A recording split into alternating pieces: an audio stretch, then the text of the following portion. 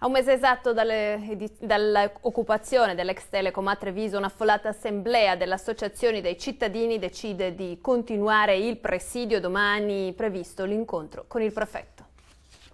Non vorrei proprio che il signor sindaco arrivasse alle maniere forti, perché vedo e capisco anche, ho capito cioè che i ragazzi sono disposti a tener duro. Un presidio ad oltranza, giorno e notte, contro lo sgombero annunciato dell'ex sede Telecom di Via Dandolo a Treviso, occupata da un mese dai giovani del collettivo ZTL, zona temporaneamente liberata. È quanto ha deciso l'assemblea pubblica convocata nella struttura. Circa 300 le persone intervenute per dimostrare la loro solidarietà ai ragazzi che chiedono che lo stabile occupato diventi un luogo di aggregazione aperto a tutti. Tra i presenti, i membri di un comitato di garanti indicato dal collettivo.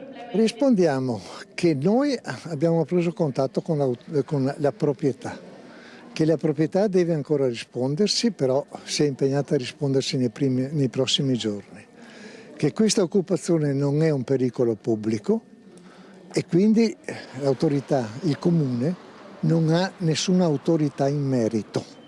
L'autorità casomai è del prefetto, che deve valutare il pericolo pubblico rappresentato da questa cosa. Se questi giovani rappresentano un pericolo pubblico, lo rappresento anch'io. E in attesa dell'esito dell'incontro con il prefetto, i ragazzi del collettivo ribadiscono il loro no allo sgombero. Noi siamo per la non violenza, non faremo resistenza attiva, siamo per una resistenza passiva, quindi non ci saranno scontri con la polizia, assolutamente noi non vogliamo che succeda niente di tutto questo, però vogliamo comunque non andarcene senza provare neanche a difendere il posto, perché comunque l'abbiamo reso anche nostro.